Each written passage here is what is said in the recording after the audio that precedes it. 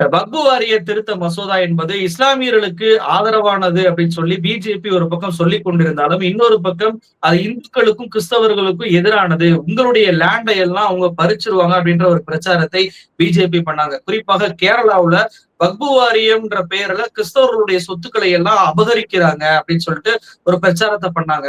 கிறிஸ்தவ சபை கூட வக்பு வாரிய மசோதாவுக்கு ஆதரவாக ஓட்டு போடுங்க, பிஜேபிக்கு இந்த விஷயத்துல சப்போர்ட் பண்ணுங்க அப்படின்னு சொன்னதெல்லாம் நம்ம பார்த்தோம். ஆனா உங்களுடைய தலைவரான ராகுல் காந்தி அவர்கள் மிக தெளிவாகவே தன்னுடைய ஸ்டேட்மெண்ட்ல என்ன சொல்லியிருந்தாரு அப்படின்னா, இது முதல்ல வக்பு ப்ராப்பர்ட்டி அப்படின்ற பேர்ல இஸ்லாமியர்கள் இவங்க குறி வச்சிருக்கிறாங்க. ஆனா அடுத்து ஒவ்வொரு கம்யூனிட்டியாக இவங்க குறி வைக்க தான் போறாங்கன்னு சொல்லியிருந்தாங்க. இன்னைக்கு அவர் சொன்னதை போலவே ஆர்எஸ்எஸ் தன்னுடைய அபிஷியல் பத்திரிகையான ஆர்கனைசர்ல இதற்காகவே ஒரு ஆர்டிகிள் வெளியிட்டிருக்கிறாங்க. அதாவது வக்பு வாரியத்தை போலவே கத்தோலிக்க கிறிஸ்துவ சர்ச்சுகளுக்கும் லேண்ட் அதிகமா இருக்கு அப்படின்றத ஒரு ஆர்டிக்கல்ல எழுதியிருக்காங்க. அந்த ஆர்டிகிள் என்பது தற்போது மிகப்பெரிய அளவுல வைரலான பின்பு, அவர் பாருங்க கிறிஸ்தவர்களை குறிவைத்து விட்டார்கள் அப்படின்றது வைரலான பின்பு அந்த ஆர்டிகிளை ஆர்எஸ்எஸ் டெலிட் செய்திருக்கிறாங்க. எப்படி பாக்குறீங்க? அந்த ஆர்டிகிள்ல என்ன இருந்துச்சு? முதலில் ஒரு விஷயத்தை நாம் தெளிவாக தெரிந்து கொள்ள வேண்டும். ஆர்எஸ்எஸ்ஓ பாஜகவோ இந்துக்களுக்கும் ஆதரவானவர்கள் அல்ல, கிறிஸ்தவர்களுக்கும் ஆதரவானவர்கள் அல்ல, இஸ்லாமியர்களுக்கும் ஆதரவானவர்கள்.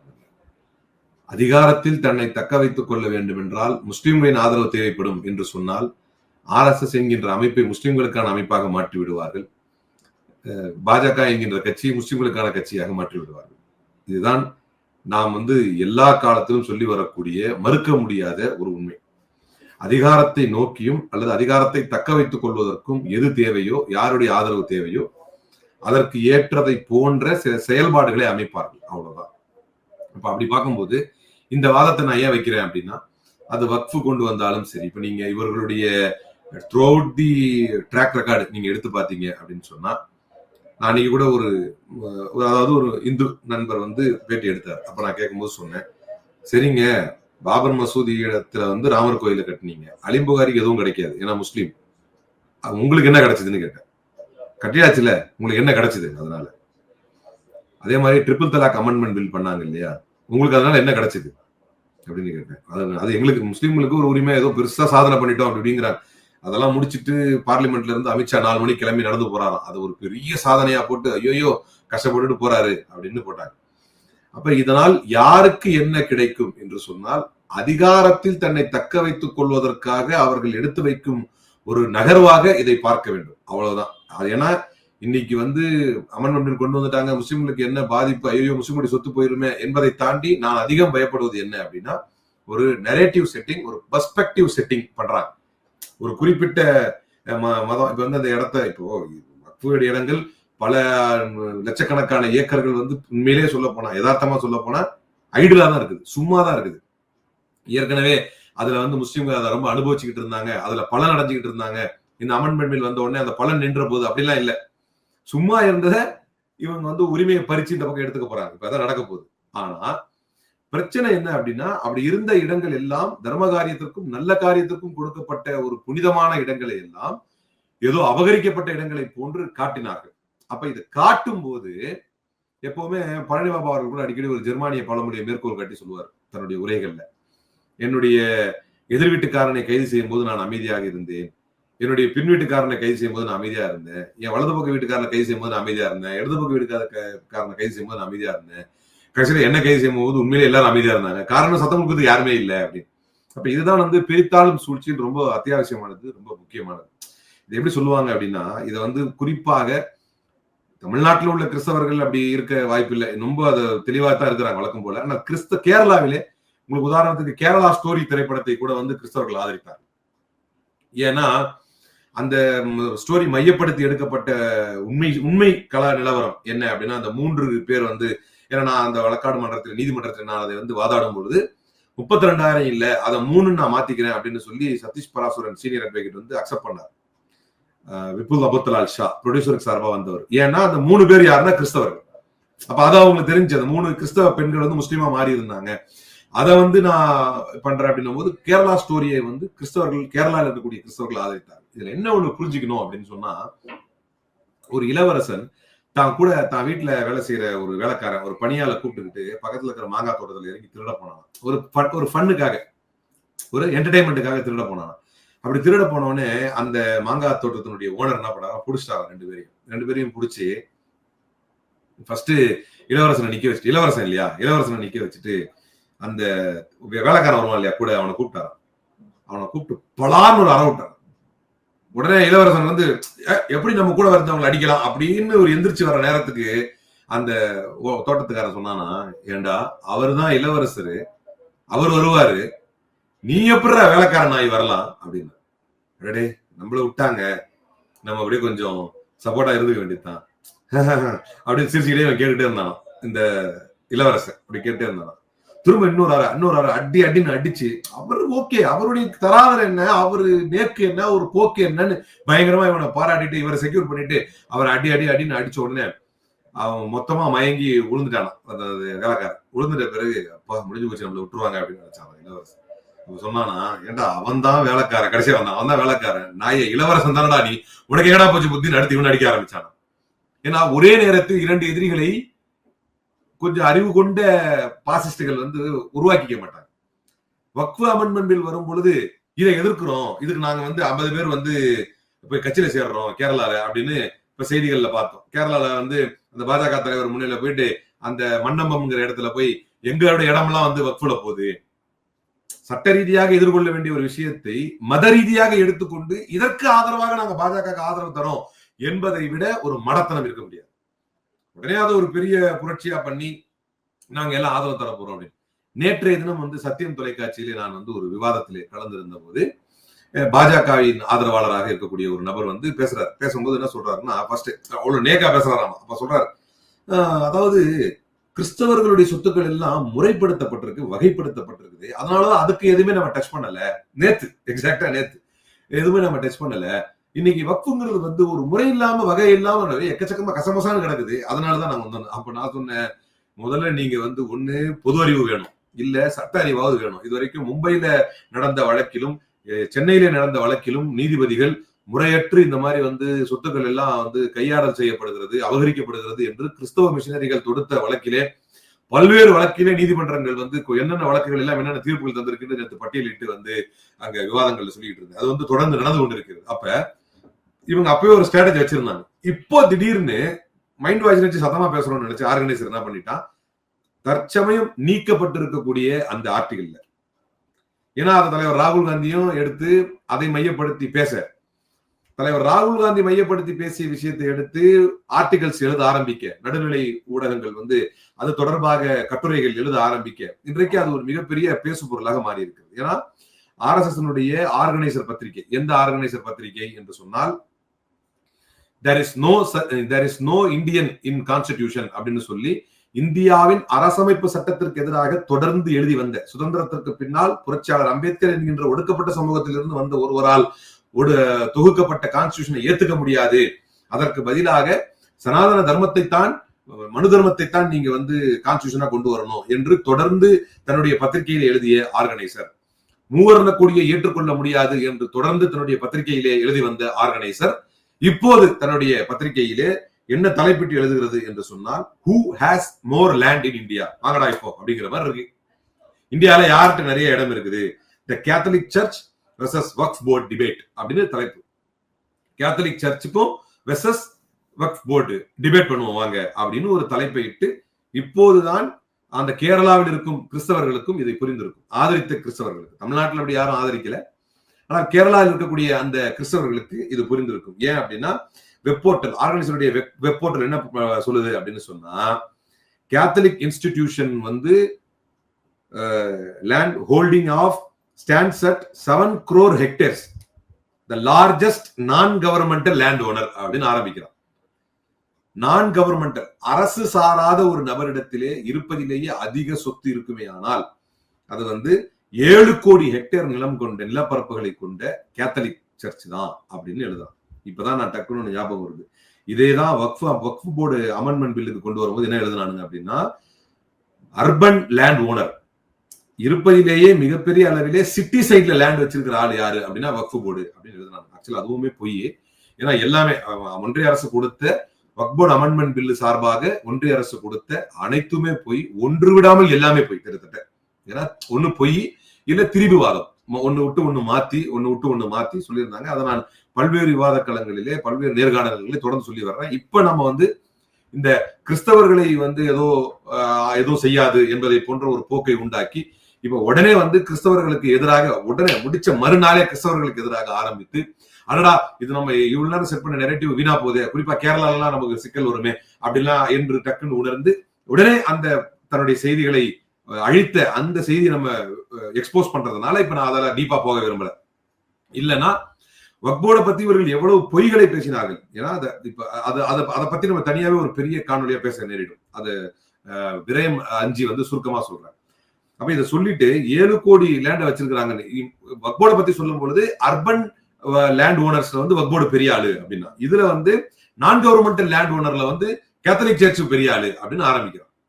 இப்போ அடிப்படை என்ன அப்படின்னா, அவன் லேண்ட் ஓனரா இருக்கிறதே உனக்கு பிரச்சனையா, இல்ல அவன் முறைகேடா வச்சிருக்கிறது உனக்கு பிரச்சனையா, இல்ல அது எதுக்காக தரப்பட்டதோ அது முறையாக பயன்படுத்தப்படவில்லை என்பது உனக்கு பிரச்சனையா, அல்லது அதை ஆக்கிரமித்து சில பேர் உள்ள இருக்கிறாங்க அப்படின்னு அவனை தூண்டி விட்டு அவன் ஓட்ட வாங்கலாம் அப்படிங்கிறது உன்னுடைய எண்ணமா?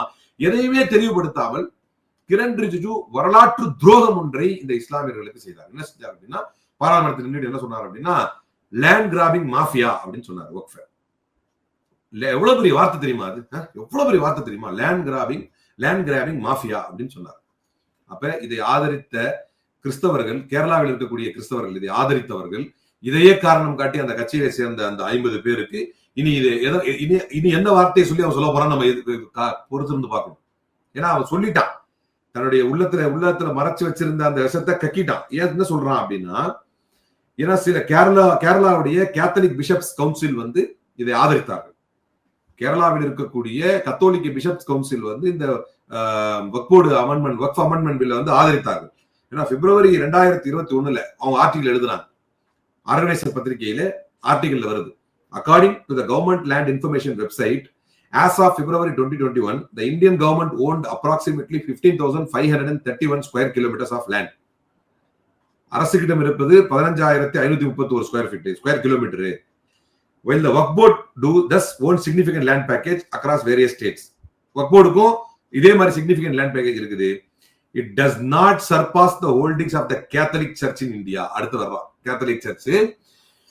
கேத்தலிக் சர்ச்சை மிஞ்ச முடியாத அளவுக்கு கேத்தலிக் சர்ச் ஆஃப் இந்தியாவிடமும் நிறைய சொத்துக்கள் இருக்கிறது. இப்போ பூனைக்குட்டி வெளியே வந்த மாதிரி கரெக்டான பாயிண்ட். அப்ப சஷந்த் குமார் திவேதி ஆர்கனைசர்ல எழுதிய இந்த ஆர்டிக்கல்ல இது ரொம்ப தெளிவாக கிறிஸ்தவர்களை மையப்படுத்தி எழுதப்படுகிறது. அப்ப ஒன்றை என்ன புரிந்து கொள்ள வேண்டும் அப்படின்னா, கடந்த ஆண்டிலே மதர் தெரேசா பவுண்டேஷனுக்கு ஒரு பரிசை பாஜக அரசு கொடுத்தார். அவருடைய உமிழ்நீரை துடைத்து, அவர்களுடைய விழிநீரை துடைத்து, குஷ்டரோகிகளாக இருந்தவர்கள், கஷ்டங்களை பட்டவர்கள், கல்கட்டாவை மிகப்பெரிய தொழுநோய் தாக்கிய போது அந்த மக்களிடத்திலே இறங்கி தன்னுடைய அர்ப்பணிப்பு பணியால் மக்களின் உள்ளங்களை வென்ற ஒரு அற்புதமான தாய் மதர் தெரேசா. இஸ்லாமியர்கள், கிறிஸ்தவர்கள், இந்துக்கள் என்று மதங்களை கடந்த அனைவராலும் நேசிக்கப்படக்கூடிய ஒரு தாய். அந்த தாயுடைய பெயர்ல ஒரு பவுண்டேஷன் இருக்குது. அந்த பவுண்டேஷன், அந்த ட்ரஸ்டுக்கு நிதி உதவி வருது. ஒருபோதும் அவர்கள் அதை தவறாக பயன்படுத்த மாட்டார்கள் என்று உலகமே அறியும். அந்த ட்ரஸ்டுடைய நிதிகளை முடக்கி அவர்களுக்கு பரிசை தந்தது, கிறிஸ்துமஸ் பரிசை கொடுத்தது பாஜக அரசு. எப்படி இவர்களுக்கு மனம் வந்தது? இந்த கத்தோலிக்க சபையில உள்ள கவுன்சில் உங்களுக்கு எல்லாம் வக்ஃப் போர்டு அமெண்ட்மெண்ட் பில்ல ஆதரவு தெரிவிப்பதற்கு, அதை வரவேற்பதற்கு. ஏன்னா உங்களுக்கு நல்லா தெரியும், கிராம் ஸ்டெயின்ஸ் என்கின்ற பாதிரியார் தன்னுடைய குடும்பத்தோடு ஒடிசாவிலே தங்கி இருந்து புனித காரியங்களை செய்தார். அதேதான் அவரும் செஞ்சார். அங்க தொற்று நோயால பாதிக்கப்பட்ட மக்களை வாரி அணைச்சு அவருடைய பிரச்சாரத்தின் வீரியம், அவருடைய பணியின் வீரியம் எப்படி இருந்ததுன்னா, அதை பார்த்த மலைவாழ் மக்கள் எல்லாம் கிறிஸ்தவத்துக்கு மாறினாங்க. நீ பணி செய்ய, நல்ல காரியத்துக்கு பண்ணி உன் மதத்தின் பக்கமா கூப்பிடு. நீ முஸ்லீமா இருந்தா நீ நல்ல காரியம் பண்ணி மதத்தை நீ செஞ்ச ஆட்டோமேட்டிக்கா அது என்ன மதம் இருக்கோ அதை ஏத்துக்க போறான். நீ முஸ்லீமா இருந்தா முஸ்லீம் ஏத்துக்க போறான், கிறிஸ்டினா இருந்தா கிறிஸ்டின் ஏத்துக்க போறான், இந்துவா இருந்தா இந்து மதம். அதை விடுத்து விட்டு அவருடைய பணியோடு கம்பீட் செய்ய முடியாத இந்த கோழைகள் அவர் குடும்பத்தினரோடு இருந்த பொழுது அவரை வண்டியோடு வச்சு, அவருடைய பிள்ளைகளோடு வச்சு அந்த வண்டியை உயிரோடு அவரை கொளுத்தினார்களே. மறந்து விட்டதா இந்த சமூகம்?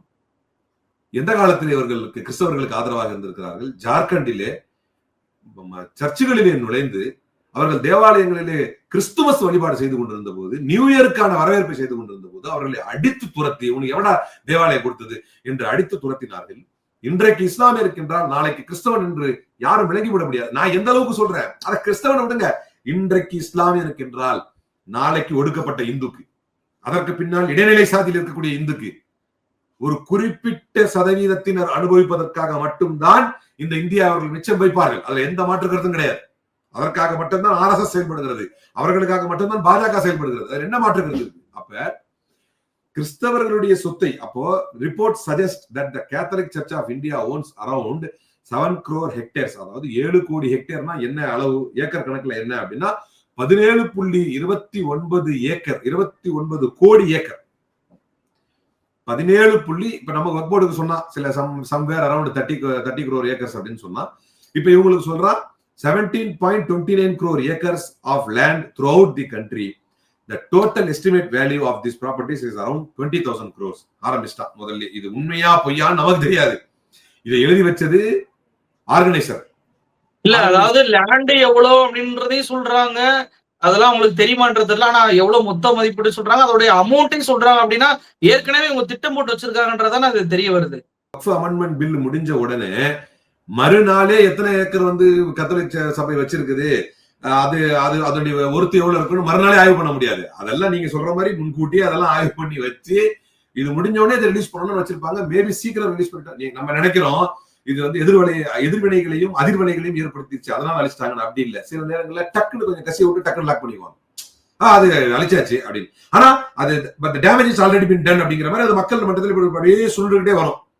ஃபர்ஸ்ட் கசிய விடுறது முதல்ல, அப்படி பொறுமையாக, அதெல்லாம் வேணுட்டே செய்வாங்க, தெரியாம செய்யறது, பயத்துல செஞ்சுட்டு மாட்டேங்கிறது, அதெல்லாம் கிடையாது. அதுக்கெல்லாம் ஒரு நீண்ட கால திட்டம் போட்டு ஃபர்ஸ்ட் கசிய விட்டுருக்காங்க. வேணா பாருங்க, மார்க் மை வேர்ட்ஸ் நடக்கதான் போகுது. ஃபர்ஸ்ட் கசிய விட்டுட்டு இப்ப இது ஒரு பேச பொருளாகும். இப்ப நம்ம பேசுவோம், இது பயத்துல பேசுறோம். நம்ம இதை வந்து வேணும்ட்டே மக்கள் மன்றத்தில் அச்ச உணர்வை உண்டாக்குறதுக்கு ஒரு குரூப் பேசும்.